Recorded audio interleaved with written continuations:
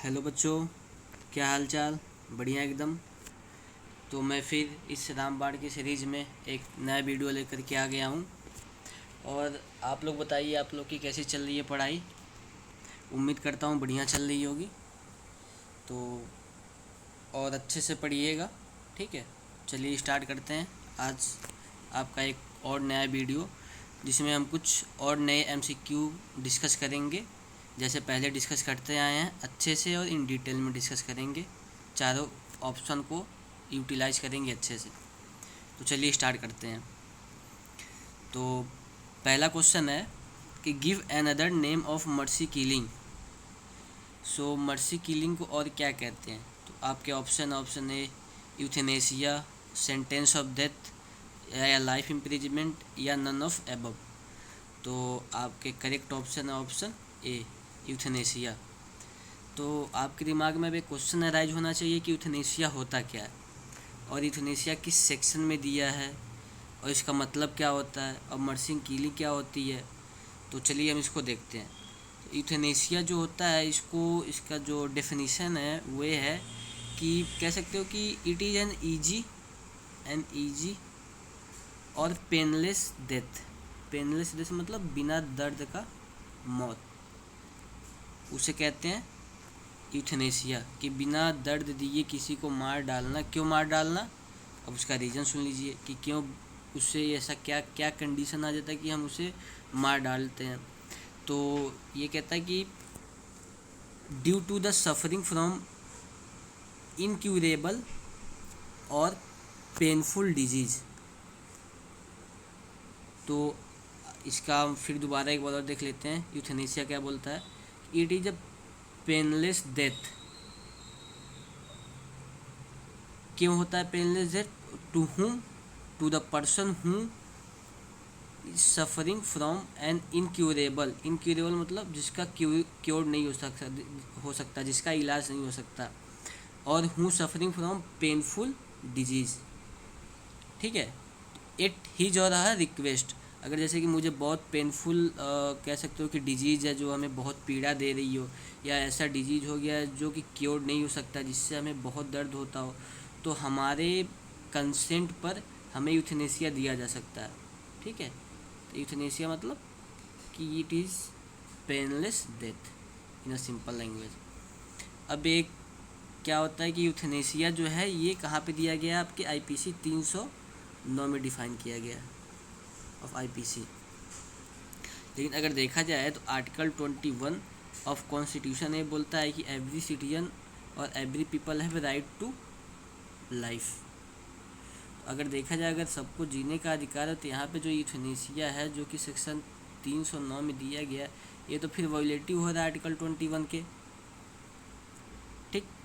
तो इसमें कोर्ट ने जजमेंट दिया था 2018 में कि जो यूथेनेसिया जो है वो इलीगल है। लेकिन पैसिव यूथेनेसिया जो होता है, पैसिव यूथेनेसिया, एक्टिव यूथेनेसिया नहीं, पैसिव यूथेनेसिया जो होता है वो लीगल है इन इंडिया में, ठीक है।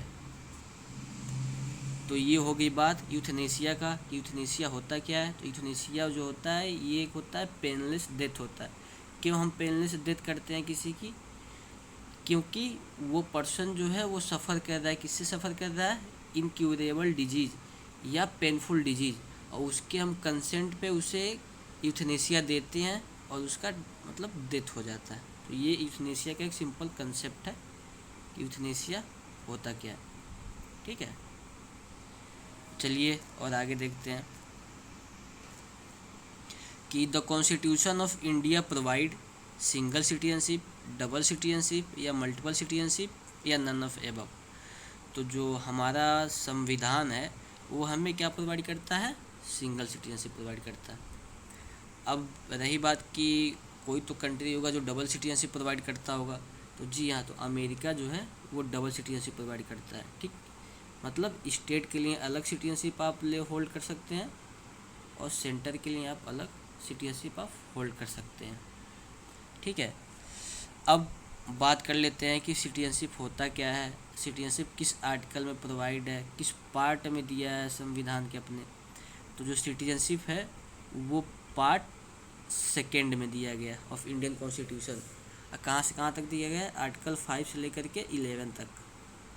ठीक, ये बताता है सिटीजनशिप के बारे में। अब चलिए अगले क्वेश्चन की तरफ बढ़ते हैं कि the expression dying intestate refer to. तो dying intestate refer to मतलब क्या होता है इसका, ये किसको रिफर कर रहा है? तो ये सिंपल से वो समझिए कि इन टेस्टेड में तो मतलब होता है विल।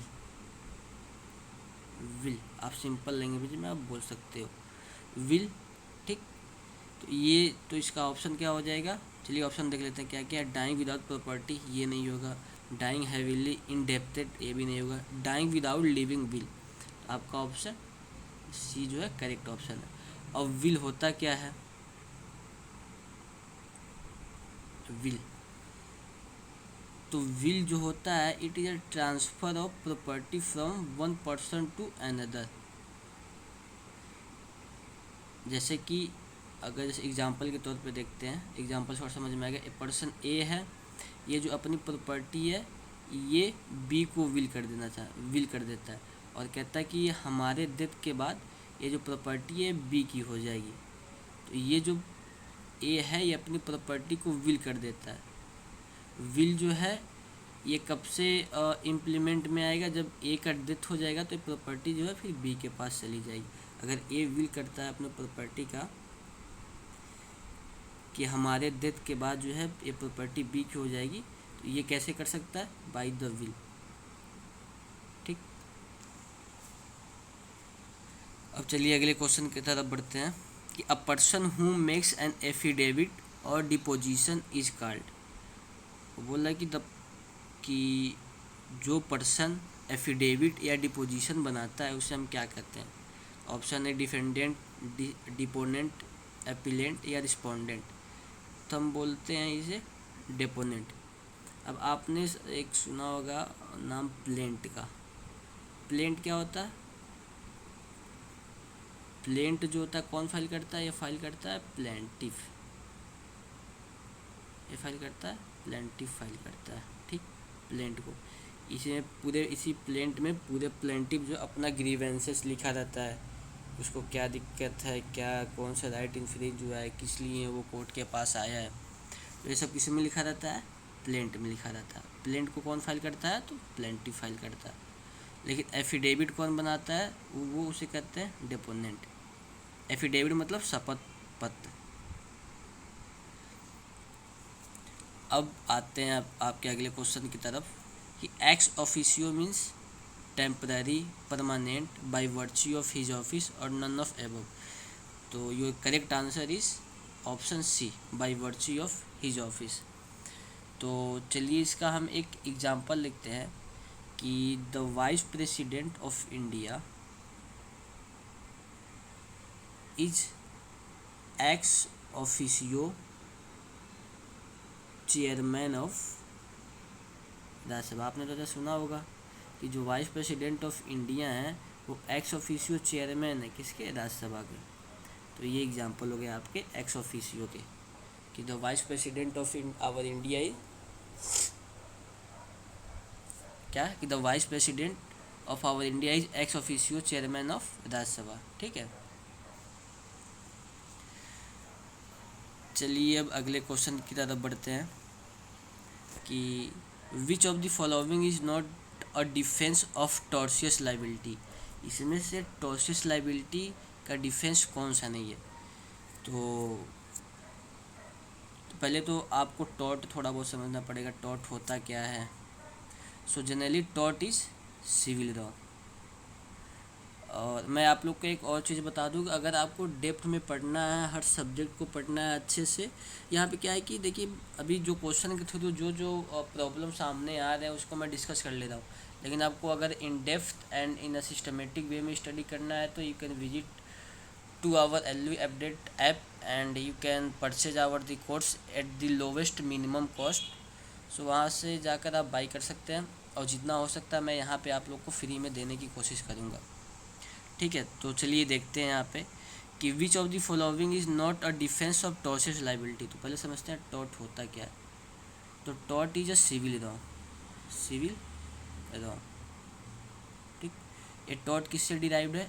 ये जो है टॉटम से डिराइव्ड है, लैटिन टर्म टॉटम से बना है टॉट। ये भी पूछ लिया जाता है कि टॉट कहाँ से डिराइव, किस टर्म से आया है, तो टॉटम से आया। अब टॉटम का मतलब क्या होता है? कुकड।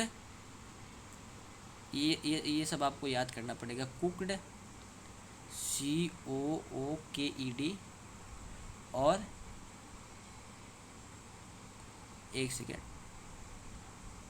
हाँ चलिए, टॉट जो किससे डिराइव्ड है? लैटिन टर्म टॉटम से, टॉटम TORTUM।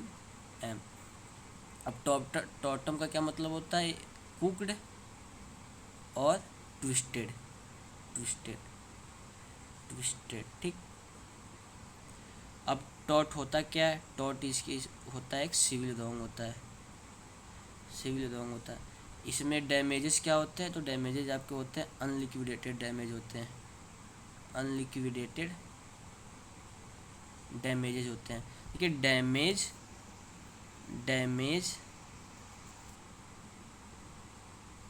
एंड डैमेजेस में बहुत अंतर है। डैमेजेस MAGES, डैमेज मतलब होता है हानि, कितना आपको हानिकारित हुआ, कितना हानि हुआ है।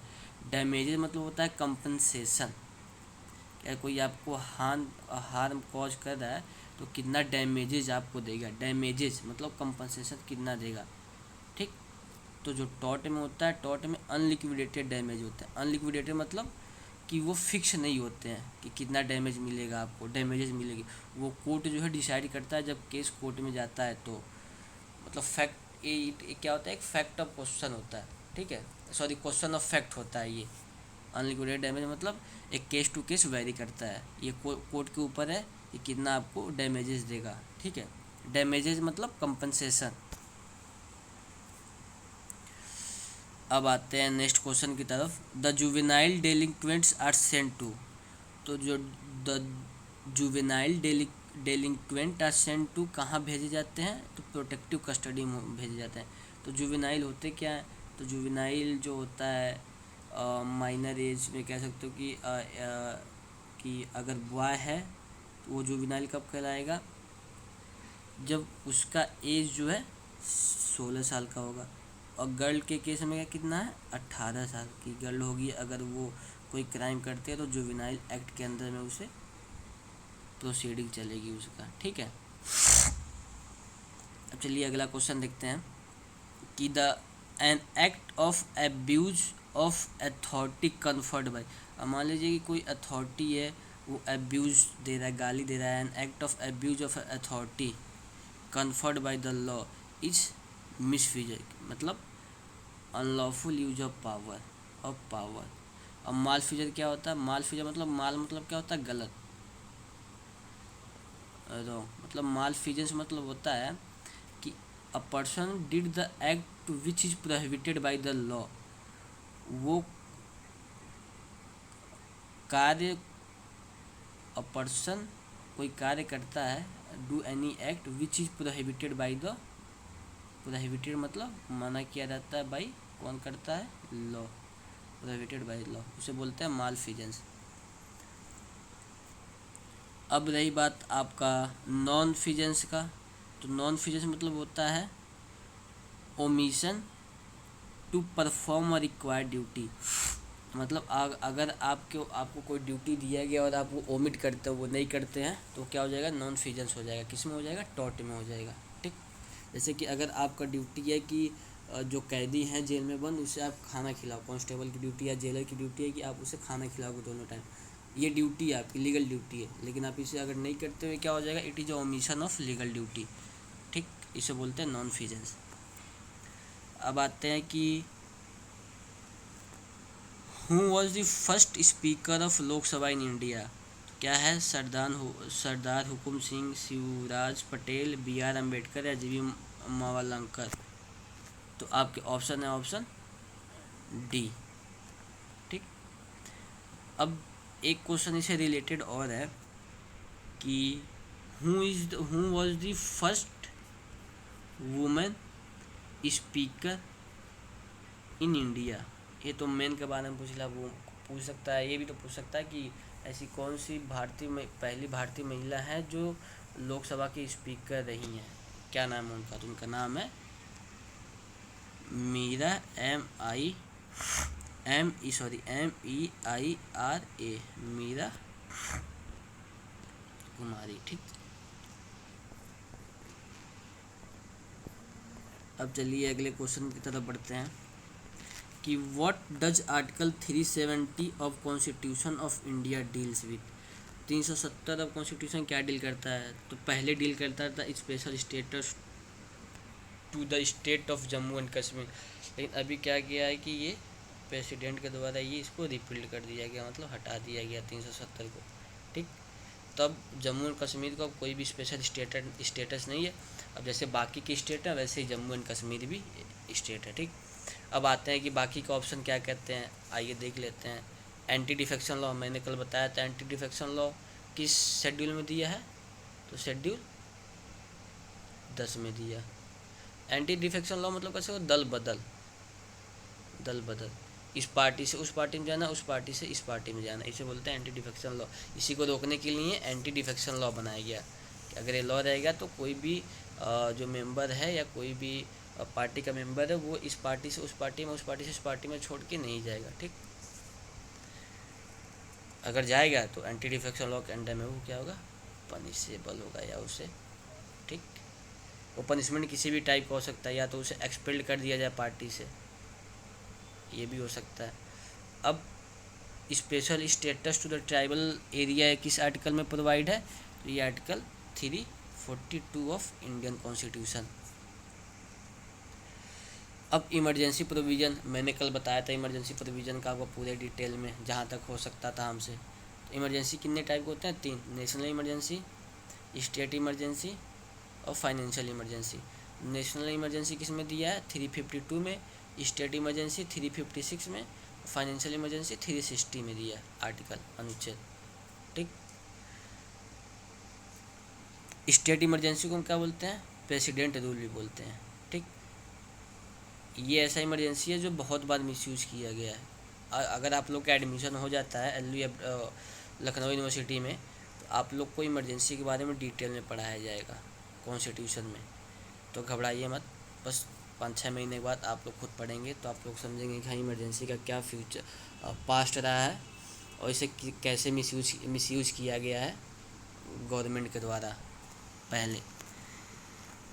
अब आते हैं अगले क्वेश्चन की तरफ कि which of the following can not be taken intellectual, तो प्रॉपर्टी लॉ का क्वेश्चन, प्रॉपर्टी लॉ से क्वेश्चन इतने पूछे नहीं जाते। हाँ, इसमें से एक क्वेश्चन था कि ये भी, क्योंकि मैंने 2019 आई थिंक मैंने इंट्रेंस एग्ज़ाम दिया था उसमें, तो ये क्वेश्चन पूछा गया था कि आर्टिकल 370 जो है ये किस डेट को हटाया गया था, किस दिन, किस तारीख को, ये क्वेश्चन पूछा गया था। इसका क्या होगा, 5 अगस्त 2009 को हटाया गया था। ये डेट भी पूछा गया था, सिर्फ पीरियड नहीं पूछा गया था, डेट भी 5 अगस्त को, तो आप लोग इसे थोड़ा ध्यान में रखिएगा। अब नेग्लिजेंस क्या होता है, नेग्लिजेंस मतलब कह सकते हो कि आपने जो कोई एक्ट है वो प्रॉपर केयर्स नहीं किया हो, लापरवाही कर दिया हो, उस सब में बोलते हैं नेग्लिजेंस, इजी लैंग्वेज में समझे तो। ठीक है, अब क्या पूछा कि नेग्लिजेंस क्या है, टॉर्ट है या क्राइम है, या टॉर्ट एंड क्राइम दोनों है, या ब्रीच ऑफ कॉन्ट्रैक्ट है। तो नेग्लिजेंस जो है टॉर्ट भी है, क्राइम भी है, तो ऑप्शन क्या सही होगा, option C, tort and crime. अब नेग्लिजेंस कब टॉर्ट बनेगा, कब क्राइम होगा, अगर नेग्लिजेंस, अगर कोई आप काम एक्ट लापरवाही में करते हो या प्रॉपर केयर से नहीं करते हो, अगर उस एक्ट में अगर आपका इंटेंशन है तो वो क्या हो जाएगा, क्राइम हो जाएगा, उससे किसी को हार्म काज होता है और उसमें आपका इंटेंशन है तो क्राइम में आ जाएगा। अगर उसमें आपका इंटेंशन नहीं है और आप कोई एक्ट लापरवाही से कर रहे हो तो वो एक्ट क्या हो जाएगा, आपका टॉर्ट में आ जाएगा। तो इसलिए ये दोनों है, बस इंटेंशन का फ़र्क, अगर इंटेंशन आ गया उस एक्ट में तो वो एक्ट आपका क्राइम हो जाएगा, इंटेंशन नहीं है तो वो एक्ट आपका टॉर्ट हो जाएगा। ठीक, अब आते हैं अगले क्वेश्चन की तरफ, which of the following act pass in 1986। देखिए इसमें इस क्वेश्चन में क्या है कि अगर देखा जाए तो 1986 में जो है 2 एक्ट पास किए गए थे, पहला एक्ट था environmental protection act and consumer protection act, दो एक्ट जो है 1986 में पास किया गया था। अगर ये डेट लिखा होता तब क्लियर होता है कि कौन से एक्ट के बारे में पूछना चाहता है। तो अब चलिए इसको अच्छे से बता देते हैं चारों ऑप्शन को कि कब कब पास हुआ था। तो राइट टू इन्फॉर्मेशन एक्ट कब पास हुआ था? ये पास हुआ था 2005 में। And when the information technology had passed, it was passed in 2000. Now come on option C, that when the Environmental Protection Act passed, it was passed on 1986, ठीक। और consumer protection act भी 1986 में पास हुआ था, बट डेट का फ़र्क है। तो आपका जो इन्वायरमेंटल प्रोटेक्शन एक्ट है वो पास हुआ था on 23 May 1986 and Consumer Protection Act was passed on 24th December 1986। ठीक है, तो ये दोनों जो है 1986 में पास हुए थे, लेकिन जो इन्वायरमेंटल प्रोटेक्शन एक्ट है वो पास हुआ था 23 मई को and consumer protection act was passed on 24th December. Now coming on next question, the law of torts deal with which of the following? जो law of tort है किससे डील करता है? तो law of tort also deal with defamation, it also deals with negligence, it also deals with false imprisonment. So the your correct option is all of the above, ठीक। Deformation जो है IPC में भी है, negligence IPC में भी है, false imprisonment भी आईपीसी में है, जो आपको पढ़ना पड़ेगा wrongful arrestation and wrongful confinement in article in section 339 and 340, ठीक। तो ये जो जितनी चीज़ें हैं ये सब आईपीसी में भी दिया गया है, लेकिन आईपीसी में कब कवर होगा? When there is intention, then all this act covers in also covers in IPC। Now the transfer of property act deals with, इतना इंपॉर्टेंट नहीं है, लेकिन आप लोग देख लो जब क्वेश्चन आ गया है तो deals with both A and B, movable and immovable property. लेकिन एक ऐसा है कि टीपीए जो है ट्रांसफ़र ऑफ प्रॉपर्टी के बारे में डील करता है, लेकिन इसमें प्रॉपर्टी कहीं भी डिफाइंड नहीं है। तो ये क्वेश्चन है मतलब कि थोड़ा टेक्निकल है कि जो टीपीए एक्ट प्रॉपर्टी के लिए ही बना, लेकिन प्रॉपर्टी कहीं भी डिफाइन नहीं किया गया कि प्रॉपर्टी होता क्या है।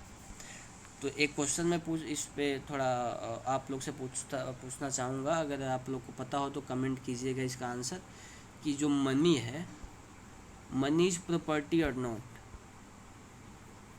मनी प्रॉपर्टी है कि नहीं, इसका आंसर हमें कमेंट में ज़रूर बताइएगा, ठीक।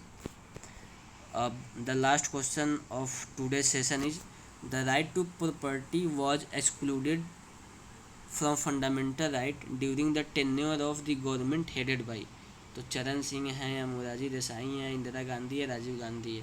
तो your option is option B, Morarji Desai. इनके गवर्नमेंट में, इनके सरकार में जो है राइट टू प्रॉपर्टी को फंडामेंटल राइट से हटा दिया गया था। ये कब हटाया गया था? By which amendment? By 44th constitutional amendment. In which year? 1978। मैंने आपको कल बताया था कि किसे हम मिनी कॉन्स्टिट्यूशन में बोलते हैं, किस अमेंडमेंट को? तो 42nd constitutional amendment is also considered as mini constitution. So this type of question has already been asked in your BHU entrance examination as well as Lucknow University BLLB entrance examination. So for today यहीं तक रखते हैं, और कल आपसे फिर मिलेंगे कुछ MCQ के साथ। और अगर आप लोग को समझ में आ रहा हो तो आप चैनल को सब्सक्राइब करें, वीडियो को लाइक करें, शेयर करें। धन्यवाद।